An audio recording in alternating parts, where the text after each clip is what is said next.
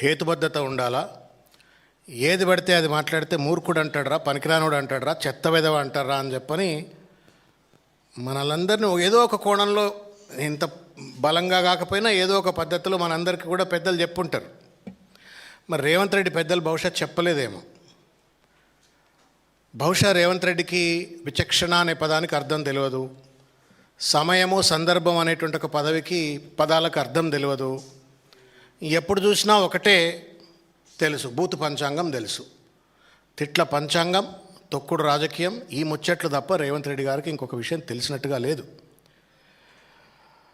విచక్షణ లేని మూర్ఖుడి మాట సమాజాన్ని పాడు చేస్తుంది. విచక్షణ లేనటువంటి ఒక మూర్ఖుడి మాట సమాజాన్ని విధ్వంసం చేస్తుంది. సమయం తెలియని మాట, సందర్భం లేని పాట ఎంత గొప్పదైనా వ్యర్థమే. మరి ఎందుకో ముఖ్యమంత్రి కుర్చీలో కూర్చున్న తర్వాత అయినా కుక్కతోకకు గుండ్రాయి గడితే చక్కగా కాదన్నట్టుగా రేవంత్ రెడ్డి తన వైఖరిని మార్చుకోకుండా తనని తాను పల్చగా చేసుకుంటూ, తెలంగాణ రాష్ట్ర ముఖ్యమంత్రి పదవిని పల్చగా చేస్తూ, కాంగ్రెస్ పార్టీని అయితే సర్వనాశనం చేస్తూ, కేసీఆర్ను తిడుతూ, కేటీఆర్ను తిడుతూ ఒక పైశాచికమైనటువంటి ఒక ఆనందాన్ని పొందుతున్నటువంటి ఒక రేవంత్ రెడ్డిని చూసి నవ్వాలనా, ఏడవాలనా, జాలి చూపెట్టాలన్నా కూడా నాకు అర్థం కావట్లే. నాకైతే జాలి అనిపిస్తుంది, ఎందుకంటే కోపం పోయిందిగా. I pity Revanth Reddy. గింత విచక్షణ లేనోళ్ళు ముఖ్యమంత్రి కుర్చీలో కూర్చుంటారా? ఏం మనిషి, బుద్ధి ఎందుకు మారతలేదు, ఎవడెందుకు బుద్ధి చెప్తలేడు, చెప్పినా ఇంటలేడా, మూర్ఖత్వమా, హిట్లర్ మనస్తత్వమా అని చెప్పని వాళ్ళ నేను బాధపడతా ఉన్నా.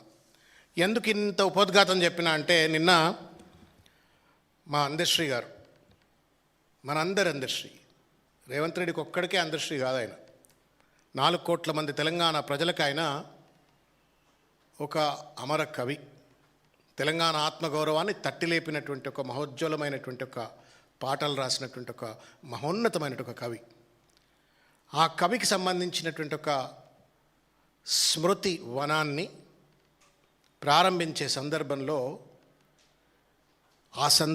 ఆ సమయంలో రాష్ట్రానికి హెడ్ ఆఫ్ ద స్టేట్, ఈ రాష్ట్రానికి ముఖ్యమంత్రి అని చెప్పబడుతున్నట్టు ఒక వ్యక్తి ప్రసంగం ఎట్లుండాలా అంటే, భవిష్యత్ తరానికి మార్గదర్శనం చేసే విధంగా, భవిష్యత్ తరాలకు, ప్రస్తుత తరాలకు స్ఫూర్తిదాయకంగా ఉండేటువంటి ఒక రీతిలో అందశ్రీ గారు జీవితం అంతా మానవీయ కోణంలో మానవత్వాన్ని, తెలంగాణ తత్వాన్ని బోధించేటువంటి ఒక రీతిలో పాటలు రాసిండ్రు, కవితలు చెప్పిండ్రు.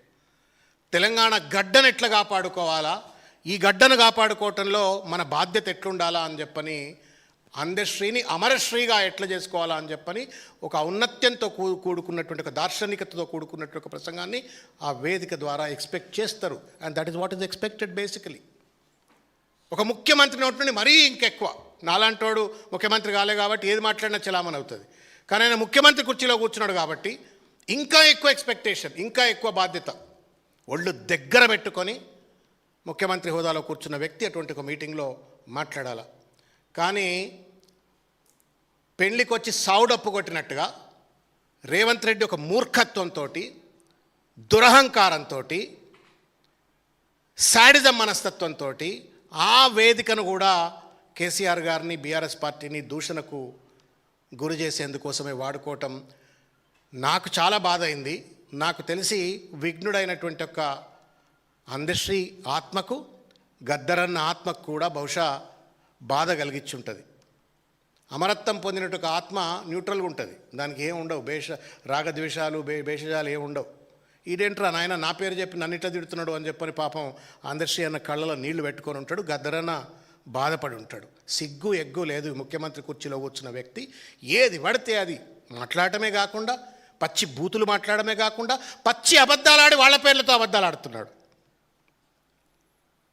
పచ్చి అబద్ధాలు ఆడుతూ వాళ్ళ పేర్లతో ఇవాళ ఆయన ఏదో గొప్పతనం చేస్తున్నట్టుగా ఆయన మాట్లాడుతున్నాడు.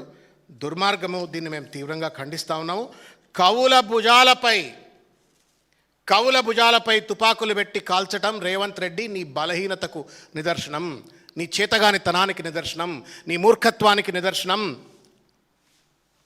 ఇది కవి వారసత్వాన్ని విధ్వంసం చేయటమే, ఆ కవి యొక్క వ్యక్తిత్వాన్ని హననం చేయటమే, మొత్తం సమాజాన్ని కూడా ఇవాళ డోలాయమానంలో పడేసేటువంటి ఒక రీతిలో ఇవాళ అమరకవి అందశ్రీ యొక్క వేదిక పైన అడ్డమైనటువంటి ఒక మాటలు మాట్లాడినట్టు ఒక మూర్ఖడా రేవంత్ రెడ్డి, నీ వైఖరి తెలంగాణ సమాజం తరపు నుండి మేము తీవ్రంగా ఖండిస్తూ ఉన్నాము.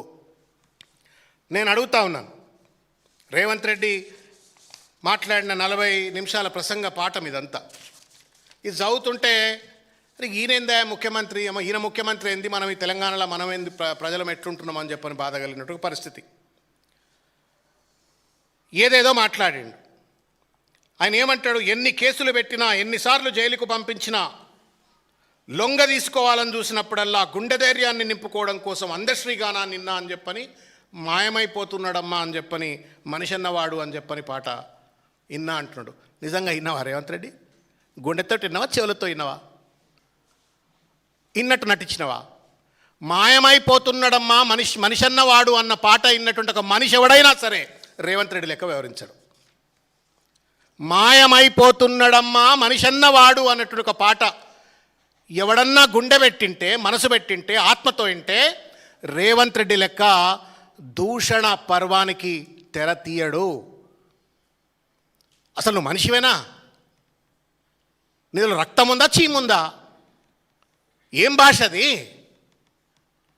కన్న తండ్రి కంటే పెద్ద వయసు ఉన్నటువంటి ఒక కేసీఆర్ గారిని పట్టుకొని గజ్వేల్లో నేను సమాధి చేస్తా అంటున్నావంటే నువ్వు మాయమైపోతున్నావమ్మా మనిషి అన్నవాడు పాట విన్నావా? ఆ పాట అర్థం చేసుకున్నావా? పాట రాసిన కవికి నిజమైన నివాళులు అర్పిస్తున్నావా రేవంత్ రెడ్డి? చెప్పు. సిగ్గు లేదు, ఎగ్గు లేదు. ఎవరు నీకు అక్షరాభ్యాసం చేయించిందో నాకు తెలియదు, కానీ వాళ్ళ ననాలవే. ఈ భాష ప్రామాణికమైన భాష, ఈ భాష అధికారిక భాష, ఈ భాష సమాజానికి స్ఫూర్తిని అందించే భాష. నిన్ను చూసి 50 మంది తెలంగాణ సమాజం అంతా స్ఫూర్తి నొంది భవిష్యత్ తెలంగాణ నిర్మాణం కోసం పనిచేయాలట. సిగ్గాయా రేవంత్ రెడ్డి? సిగ్గాయా రేవంత్ రెడ్డి? ఇప్పుడు నేను చెప్తున్న ఈ మాట తర్వాత రాత్రికి పోయినాక పండుకొని పక్క మీద టేప్ రికార్డ్ ఆన్ చేసుకో, లేకపోతే యూట్యూబ్లో పెట్టుకో. మాయమైపోతున్నాడమ్మా మనిషన్నవాడు ఆ పాట వింటే, మనసుతో వింటే నీ మూర్ఖత్వానికి చరమగీతం పాడినట్టు అవుతుంది. విను, నేర్చుకో. నేను అడుగుతా ఉన్నా, ఇందులో కూడా ఎంత అహంకారం. అందశ్రీని ఆయన ఎక్కడికో ఉన్న దగ్గర పిలిపించుకున్నా అని చెప్తున్నా. ఆయన ఇంటికి పోవడానికి మానవత్వం రాలే. అహంకారం, ఫ్యూడలిజం. పెద్దోడు కదా, పెద్ద పటేల్ కదా. నేను పోయిన అందశ్రీ ఇంటికి, లాలాగూడలో చిన్న ఇల్లు బిడ్డడిది. మేము పోయినాం, కూర్చున్నాం, అనేక సార్లు ఆయనతో భోంచేసినాం, ఆయనతో తిరిగినాం, ఆయనతో ముచ్చట పెట్టినాం. నువ్వేం చేసినావు? అందశ్రీ పేరు అడ్డం పట్టుకొని అడ్డమైన రాజకీయం అప్పుడు చేసినావు, మళ్ళీ ఇప్పుడు కూడా చేస్తూ ఉన్నావు. జయ జయ హే తెలంగాణ జననీ జయ కేతనం, ముకోటి గొంతుకలు ఒక్కటైన చేతనం. ఇది పాట. ఏం చేసినవాయను? వాడు ఎవరే మా బాహుబలి డైరెక్టర్, పెద్ద మనిషి పేరు ఆయన ఎవరు? పెద్ద ఆయన కీరవాణి గారు, పద్మశ్రీ అవార్డు, పద్మవిభూషణ్ వచ్చింది ఆయనకు. ఆ పెద్ద ఆయనతోటి నువ్వు ఏం చేసినావు? దాన్ని నీ సొల్లు మనస్తత్వంతో అంత అద్భుతమైన పాట అది. ఇప్పటికీ పాడుకుంటాం ఆ పాట, చైతన్యం కోసం పాడుకుంటాం. తెలంగాణ అస్తిత్వాన్ని, ఆత్మగౌరవాన్ని, ఉద్యమాన్ని గుర్తు చేసుకోవడం కోసం ఇప్పుడు పాడుకుంటాం ఆ పాట. ఆ పాట స్వరూపాన్ని మార్చేసినావు, స్వరాన్ని